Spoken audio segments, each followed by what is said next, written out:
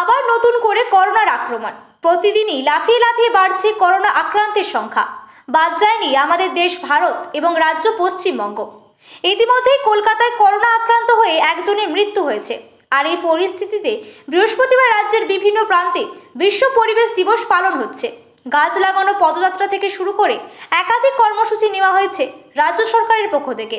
কিন্তু এ রাজ্যে করোনা সংক্রমণের কথা মাথায় রেখে আগাম করোনা সতর্কতা চালু করে দিল হাওড়ার বাগনার 1 নম্বর ব্লকের বাঙালপুর গ্রাম পঞ্চায়েত। অন্তত পরিবেশ দিবস পালনকে সামনে রেখে এক পদযাত্রা দেখে এমনটাই মনে হয়েছে ওয়াকিবহল মহলের। এদিন পদযাত্রা নেতৃত্ব দেন বাঙালপুর গ্রাম পঞ্চায়েত উপপ্রধান আশিক রহমান। উপস্থিত ছিলেন বাগনান 1 নম্বর জয়েন্ট ভিডিও তপন কুমার রায়। আপনারা আপনাদের দায়িত্ব পালন করে উদ্যোগকে সফল করে তুলবেন। যেখানে সেখানে প্লাস্টিক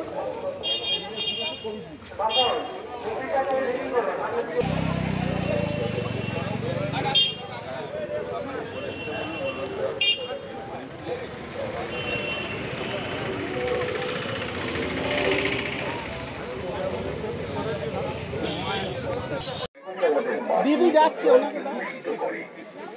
ওয়ার্ল্ড এনভায়রনমেন্ট ডে আছে। তো এখানে আমরা যেটা বলে থাকি সেটা হচ্ছে যে একদম উত্তর ভারত থেকে শুরু করে এখান অবধি আমাদের এই যে গঙ্গা নদী ফারাক্কার পরে যার পরে তার নাম হুগলি হয়ে গেছে, এটাই আমাদের প্রাণকেন্দ্র আছে। তো এই গঙ্গা নদী আনফর্চুনেটলি যে বিগত কয়েক বছর ধরে বেশ কিছু কারণে এই গঙ্গা নদীতে প্রচুর পলিউশন হয়ে গেছে।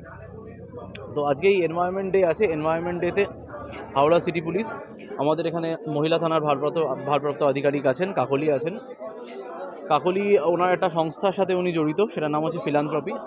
সেই ফিলান্থ্রপির সাথে কোলাবোরেশন করে আজ আমরা একটা ছোট্ট একটা 1% একটা এফার্ট দেওয়ার চেষ্টা করছি, যাতে করে লোকের মধ্যে কিছুটা অ্যাওয়ারনেস করা যায়। আর আজকে বেসিক্যালি যেটা আমরা চেষ্টা করছি সেটা হচ্ছে যে প্লাস্টিক সেগ্রিগেশন। প্লাস্টিক কিন্তু সবচেয়ে যে বেসিক প্লাস্টিক যেগুলো আছে সেগুলো কিন্তু রিসাইকেল করা সম্ভব। আমাদের বেলুড়েও প্রচুর কারখানা আছে যেখানে এই রিসাইক্লিংটা হয়। এছাড়াও এখানে এক ভদ্রলোক এসেছেন আসিফ বলে, ওনার নিজস্ব স্টার্ট আছে।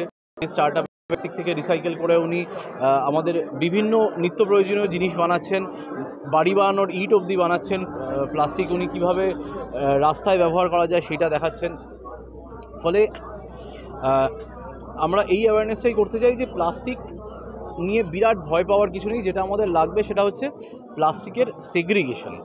আমরা যদি সব ধরনের যে ওয়েস্ট প্রোডাক্টস আছে, সব ধরনের ওয়েস্ট প্রোডাক্ট যদি আমরা সেগ্রিগেট না করে যদি একসাথে করে দিই, তখনই কিন্তু আমার পক্ষে রিসাইকেল করা সম্ভব নয়। প্লাস্টিক আর খাবার আর ফুল বেলপাতা যদি একসাথে চলে আসে, সেটাকে রিসাইকেল করে আমি ইট তৈরি করতে পারবো না।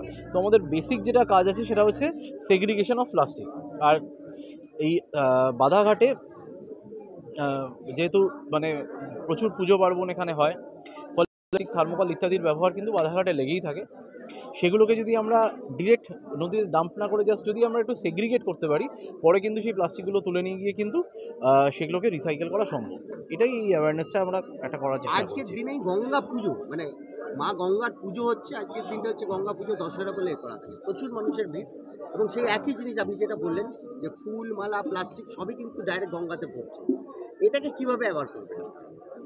না, অ্যাওয়ারনেস তো দেখুন একদিনে হবে না, যেটা কয়েক দশক ধরে যে ইয়েটা চলছে।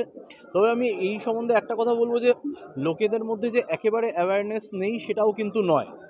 এনারা বাকি গঙ্গায় দূষণ রিলেটেড যা সমস্যা আছে সেটা এনারা নিজেরাই এগিয়ে এসে আমাদেরকে বলছেন, এবং শুধু বলছেন না, বেশ অ্যাগ্রেসিভলি বলছেন। এই অ্যাগ্রেশনের কিন্তু একটা পজিটিভ দিকও আছে।